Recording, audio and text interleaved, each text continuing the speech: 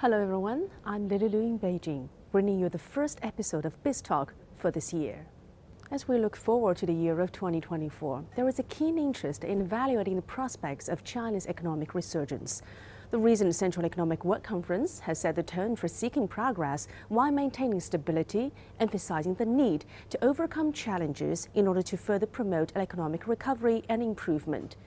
To shed light on those new driving forces and opportunities that may emerge in 2024, we have invited 3 economic experts from diverse fields as well as pioneering innovations in the technology sector to share with us their insights.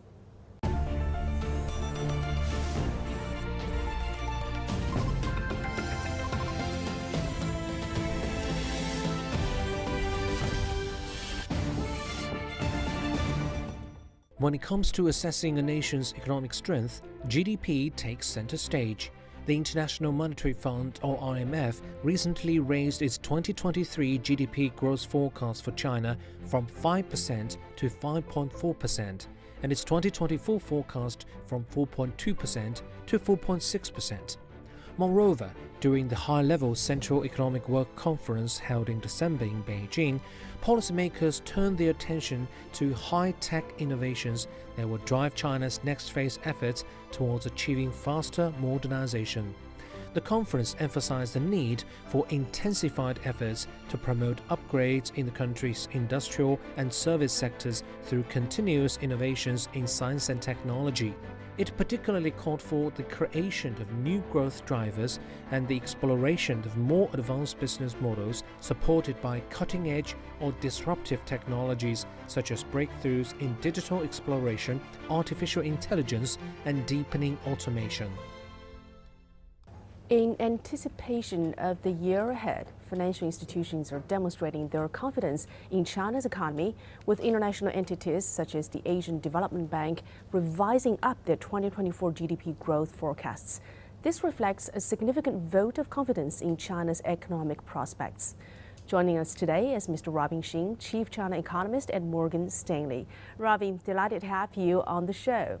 Thank you for having me here. Robin, I was hoping that you can help us to better understand the key words from the recent Central Economic Work Conference that indicates where China's economy would be heading in the coming year. First of all, what do you think are the current challenges that the Chinese economy is facing, and what is your outlook for the economic growth in 2024? Beijing has stepped up its support to the Chinese economy since August, led by the fiscal budget expansion by RMB 1 trillion, and also the launch of home easing measures, plus some central local government debt swap program. So looking into 2024, we think underlying nominal GDP growth could improve slightly to 4.7% from a 4.2% sluggish nominal GDP growth this year. That's because we think inflation indicators, CPI, PPI, will likely improve with the policy support and the resilient consumption. So that's the keyword for 2024, a modest recovery in nominal GDP growth. Okay. Now, we're going to decode those keywords and some of the challenges that you mentioned earlier, one by one. First of all, let's talk about consumption. So latest figures show that in the first 3 quarters of 2023, final consumption expenditure accounted for more than 83% of economic growth. What does that tell us? I think it shows consumption is still the most important driver of the Chinese economy. So that also means rebalancing the economy towards consumption will still be the key step for China to grow sustainably in the next few years. So in the Central Economic Work Conference, I'm glad that the government mentioned the consumption stimulus programs, including a trade-in program for some smart and green product, this type of consumption goods.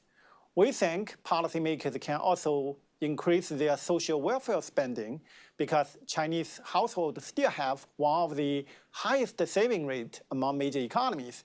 So if we can reduce the precautionary saving among households with better and more coverage of social welfare, for example, for migrant workers, that could reduce the precautionary saving and unleash some consumption potential. So that's also the part we are focusing on for next year. And also, during the recent Central Economic Work Conference, it has suggested, for the first time, expanding intermediate goods trade. That is when it mentioned the issue of foreign trade. Why is it important to expand this type of trade?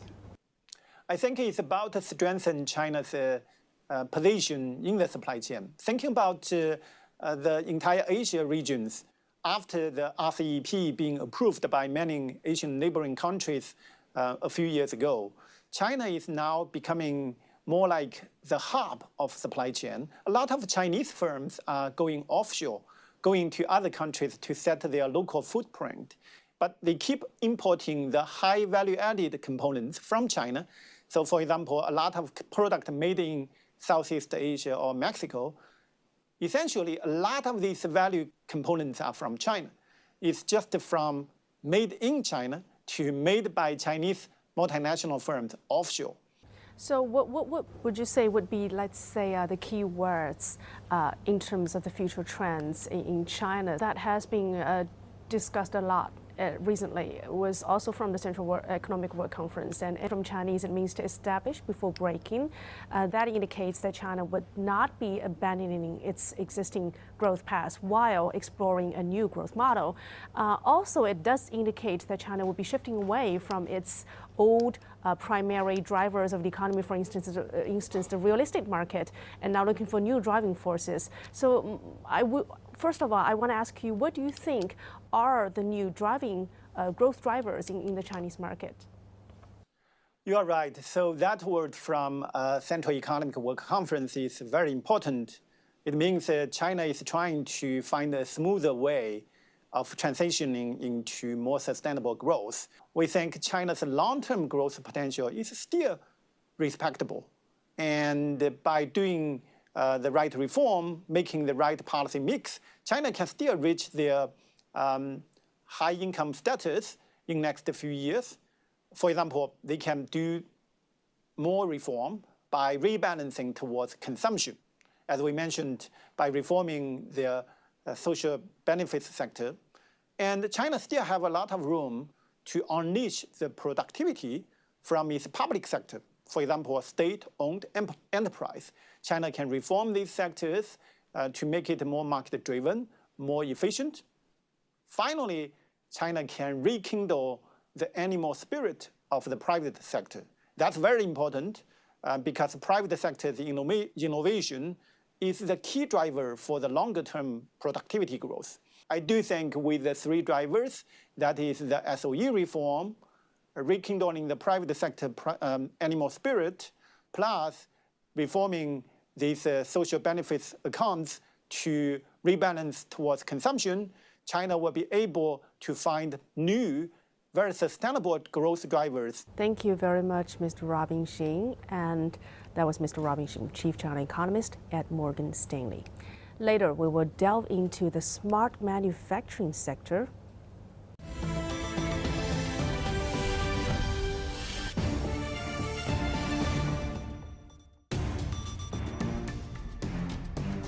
.360-degree profiles of industry movers and shakers, tech mavericks, and policymakers. We drill down on their success. We ask how they set strategy and how they navigate in an increasingly competitive market. Real talk, real business. Join the conversation.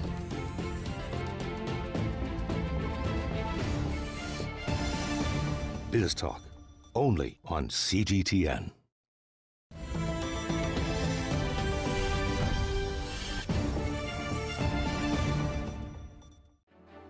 In 2023, China's economy advanced further towards high-quality development. As per the 2023 Global Top Science and Technology Cluster Ranking by the World Intellectual Property Organization, China is recognized for having the most significant number of science and technology clusters globally. The GRI now identifies 24 S&T clusters in China, an increase from 21 in 2022, underscoring the country's prominent position in this regard. In terms of industry distribution, over 40% of these little giant enterprises are concentrated in new materials, new generation information technology, new energy, and intelligent connected vehicles, with over 60% deeply rooted in industrial fundamental fields. In terms of innovation capability, these enterprises hold over 200,000 invention patents. In terms of supporting capability, the majority of these enterprises have established good corporate relationships with well-known domestic and foreign large enterprises, with over 90% serving as suppliers to these enterprises. Welcome back. Figures show that China's manufacturing strength continues to improve. That's driven by new technologies and processes, highlighting its growing competitiveness in international trade.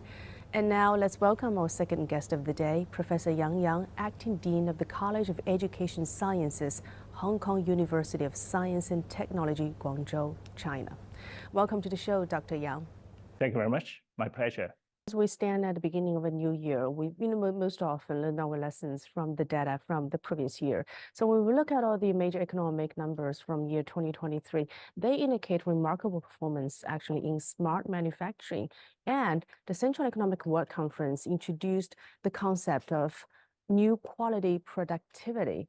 How do you interpret on this concept, and what kind of opportunities do you think that this would unleash for our businesses in the new year? Yeah, I think this is a clear trend for the industry to pay particular attention to digitalization. Data is certainly a new productivity factor for the innovation. So I believe this indicates that new productivity factors and also the business models will reformed in the way that the digital economy will play the driving force to motivate everyone to adapt to the new system.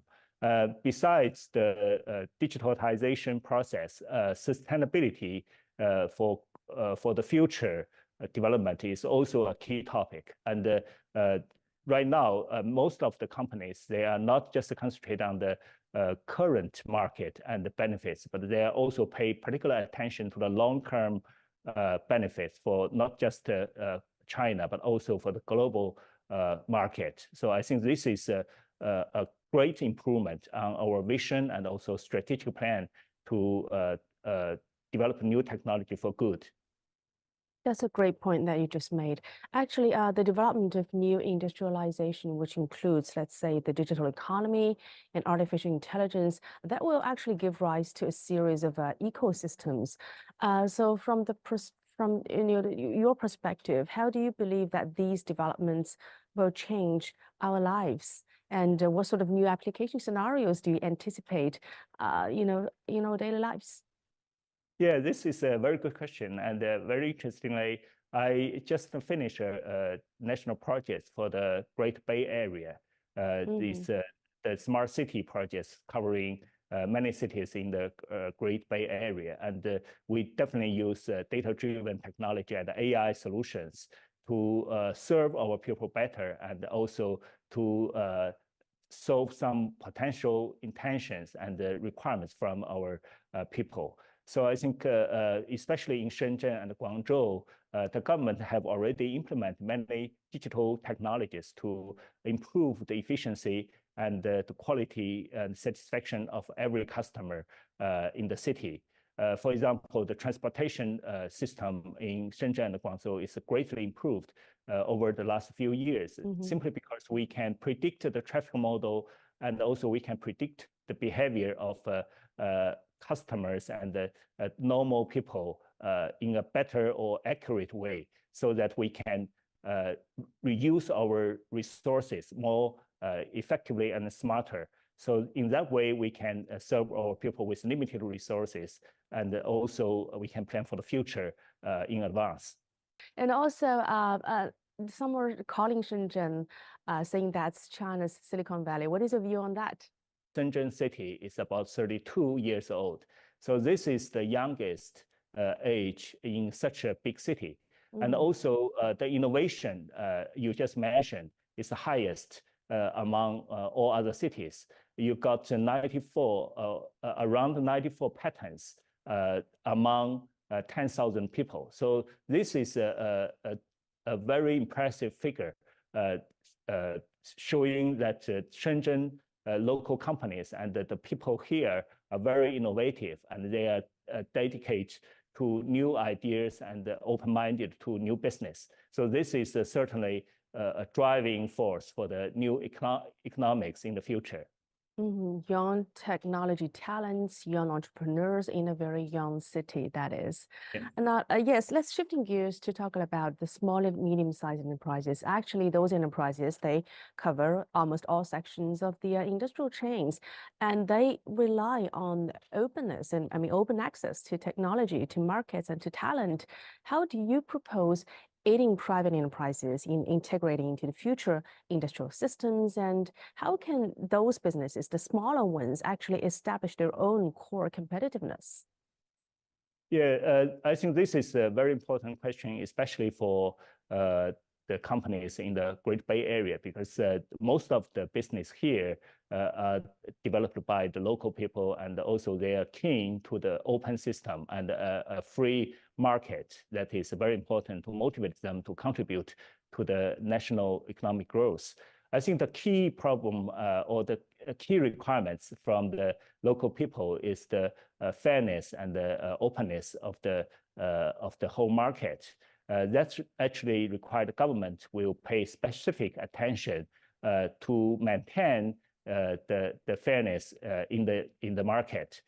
So I think the smaller or medium-sized business, they are not want to have some special careness, but they just want a free market. They can demonstrate their capability. They want a fair economic and also environment for them to grow. I think this is a very healthy ecosystem in the Great Bay Area, that everyone is motivated by the fair environment in the local market. So I think this is the key requirements from those smaller companies. And another thing is innovation, because small companies, they usually are concentrated on the survival. They do not have sufficient resource to innovate at this stage. So open technical market is very important to them. They can integrate their new technology into a bigger system. And finally, Dr. Yang, let's talk about China's technology firms going global. First of all, what do you think are the key advantages and challenges of them to truly become an internationalized technology firm?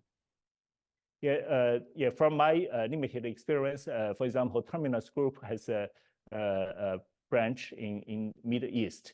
I think the key advantage for high-tech companies in China is that our technology and the solutions are far more advanced comparing to our competitors in other countries, because we have practical a lot, and our government are very open-minded, that they are willing to try new technology, especially the digitalization process is very smooth in many big cities in China. The Chinese culture is quite different from many culture in other countries. Right. So how to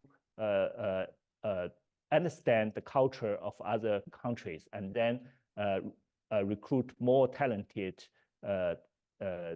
people from other countries and work as a group, which is a big challenge, because this is the first step and the first lesson every company should learn, and then to grow their global market. Great insights. Thank you very much. That's all the questions I have for today. Thank you very much. That's Mr. Yang for us.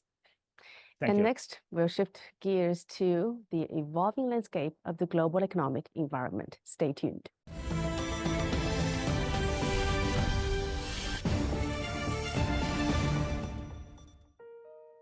Will the world witness a turnaround in 2024 after a chaotic 2023? In 2023, in order to curb soaring inflation, the Federal Reserve continued to raise interest rates, pushing them to the highest level in 22 years. The Fed's strong tightening has brought negative spillover effects to the global economy, increasing the risk of an economic downturn.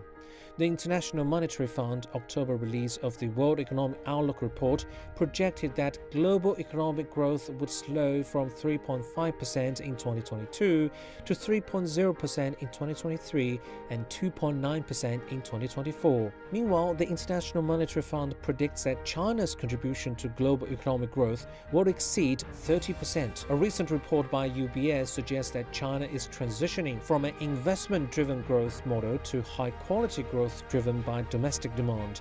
In fact, the transformation and upgrading of high-end, intelligent, and green manufacturing is becoming a driving force for the growth of the sector, and technological innovation has boosted and empowered the development of various industries.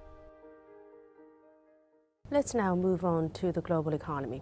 US GDP is expected to grow at a rate of 2.6% in 2023. So what factors are contributing to this growth? Now we welcome our last but certainly not least guest of today, Mr. Hong Hao, Chief Economist at Grow Investment Group. Welcome to the show, Mr. Hong. What effect are high US interest rates and US dollar strength having on emerging markets?